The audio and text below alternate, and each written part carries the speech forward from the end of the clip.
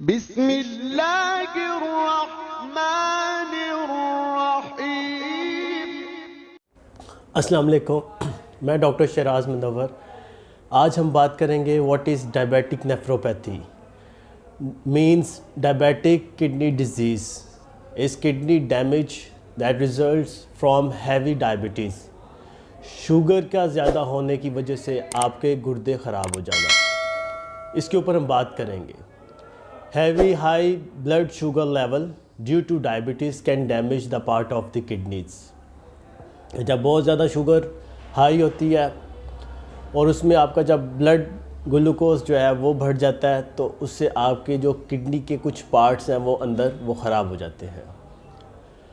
सबसे पहले तो ये देखना चाहिए कि जिन लोगों की शुगर हाई रहती है, जिनकी 180 से ऊपर शुगर जाती है, तो उसके नुकसानात क्या हैं। जब 180 से ऊपर शुगर जाती है तो वो शुगर जो है ब्लड किडनीज जो है वो बाकी शुगर जो है वो यूरिन से पास होना शुरू हो जाती है, यूरिन से निकलना शुरू हो जाती है। जब यूरिन से शुगर निकलती है तो किडनी के ऊपर बोझ पड़ना शुरू हो जाता है। और ये अगर एक घर में 4 लोगों को शुगर का प्रॉब्लम है तो उनमें एक बंदा ऐसा होगा जिसके ऊपर आपको ये किडनी का बोझ पड़ेगा, किडनी डैमेज होगी।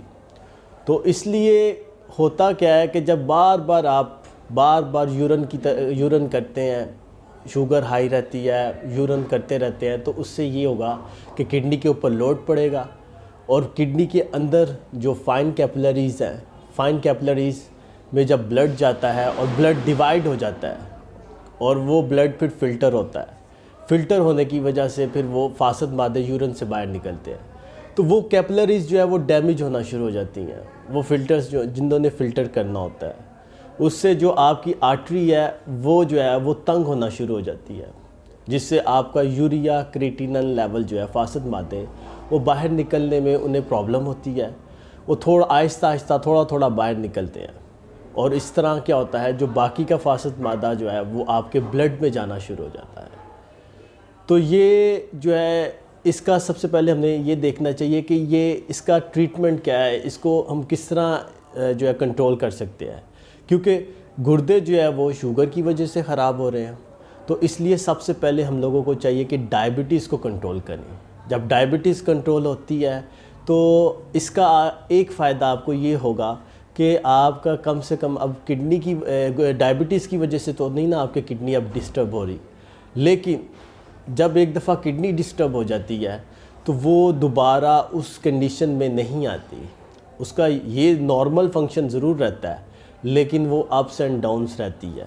कभी क्रिएटिनिन बढ़ जाएगा, कभी कम हो जाएगा। तो बेशक उस वक्त आपकी किडनी का फंक्शन जो है वो नॉर्मल रहता है, यूरिया क्रिएटिनिन जो है वो कभी बढ़ जाता है, कभी कम हो जाता है, लेकिन किडनी उस कंडीशन में नहीं आती दोबारा।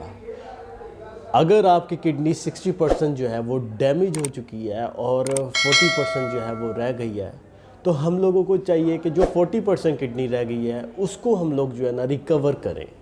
अल्लाह ताला की तरफ से किडनी में अल्लाह ने एक ऐसा फीचर्स डाला हुआ है कि किडनी अगर 40% डैमेज हो जाती है तो वो आप किडनी के फंक्शन को एक्सपेंड कर सकते हैं, उसका 80% वाला उससे काम ले सकते हैं। तो फिर उस वक़्त हम लोगों को चाहिए कि हम अपनी किडनी से जो है ना अपनी किडनी के फंक्शन को एक्सपेंड कर दें, ताकि वो जो है 80% फंक्शन जो है उसका 80% वाला हो जाए। जब वो 80% वाला फंक्शन होगा तो क्रिएटिनिन जो है वो 4 से 1.2 1.5 पे आना शुरू हो जाएगा। तो इस तरह ये होगा कि आप जो है आप एक नॉर्मल ज़िंदगी जो है वो गुजारना शुरू हो जाएंगे। अब आपको किस तरह पता चलेगा कि जो है किडनी डायबिटीज़ की वजह से ख़राब हुई है या किडनी जो है वो ब्लड प्रेशर की वजह से ख़राब हुई है। उसका एक आसान तरीका ये है कि आप अल्ट्रासाउंड करवाएं जाके। अब्डोमेन अल्ट्रासाउंड आपने करवाना है। अगर अल्ट्रासाउंड में आपकी किडनी का साइज़ जो है वो नॉर्मल है, साइज़ नॉर्मल है, किडनी का जो 10 सेंटीमीटर होता है, 10 सेंटीमीटर या 9 सेंटीमीटर दोनों किडनीज़ का साइज़ है, तो अगर उसमें प्रॉब्लम आ रही है, उसका फंक्शन जो है वो डिस्टर्ब है या GFR उसका कम आ रहा है, तो इट्स मीन कि डायबिटीज़ की वजह से जो है आपकी किडनी डैमेज हुई है। और अगर अल्ट्रासाउंड में आपकी किडनी का साइज़ छोटा हो रहा है, बिल्कुल जो है श्रिंक कर रही है किडनी, तो इट्स मीन कि आपका ब्लड प्रेशर की वजह से किडनी जो है वो ख़राब हो रही है। तो ये एक छोटा सा ट्रिक है जो कभी किसी को पता ही नहीं है कि ये डायबिटीज़ की वजह से किडनी डिस्टर्ब हुई है या ब्लड प्रेशर की वजह से किडनी डिस्टर्ब हुई है। अब इसकी कॉजेज़ की बात करेंगे तो कॉजेज़ में आपको पता ही है कि इसकी कॉजेज़ सिर्फ यही है कि डायबिटीज़ की वजह से जो है वो गुर्दे ख़राब हुए हैं। तो अब हम जाते हैं symptoms of the diabetic nephropathy. Symptoms of the diabetic nephropathy में सबसे पहले तो आपकी जो है वो भूख वो ख़त्म होना शुरू हो जाएगी, आपको चक्कर आना शुरू हो जाएंगे, यूरिन में प्रोटीन और ब्लड आना शुरू हो जाएगा, आपको शॉर्टनेस ऑफ ब्रेथ का इश्यू हो जाएगा, सांस लेने में आपको बहुत ज़्यादा दिक्कत होगी, थकावट जो है वो बहुत ज़्यादा, फटीग का प्रॉब्लम स्टार्ट हो जाएगा, आपको स्वेलिंग जो है आंखों के नीचे, पाँव में और हाथों में जो है बहुत स्वेर किस्म की स्वेलिंग होगी।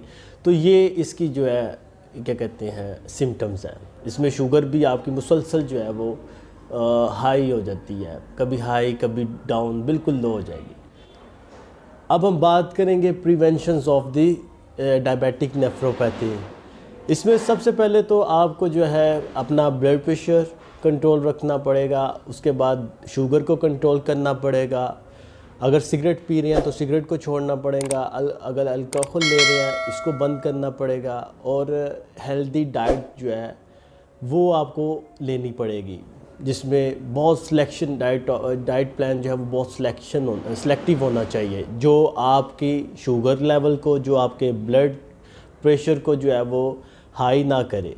तो इसकी प्रिवेंशन जो है वो यही है। सिर्फ ट्रीटमेंट की तरफ अगर जाते हैं तो होम्योपैथिक में इसका ट्रीटमेंट ये है कि इसके ट्रीटमेंट में फिर हमें देखनी होती है सिम्टम्स के, इसकी सिम्टम्स क्या हैं या कॉजेज़ क्या हैं, क्या क्या जाए, उसके मुताबिक फिर मेडिसिन देनी पड़ती है। उसमें शुगर की भी मेडिसिन ऐड करनी पड़ती है, उसमें किडनीज़ की भी मेडिसिन ऐड करनी पड़ती है, और सिम्टमेटिकल भी उसको थोड़ा सा देखना पड़ता है। तो ये थी मेरी जो है आज की डिस्कशन कि डायबिटिक नेफ्रोपैथिक होता क्या है कि, और ये किस तरह डायबिटीज़ की वजह से गुर्दे ख़राब हो जाते हैं। तो जिन लोगों ने अभी तक मेरे चैनल को सब्सक्राइब नहीं किया उनसे मैं कहूँगा कि मेरे चैनल को सब्सक्राइब करें, ताकि मेरी हर आने वाली नई वीडियो जो है उनको देखने में आसानी पैदा हो। बहुत शुक्रिया। अल्लाह हाफ़िज़।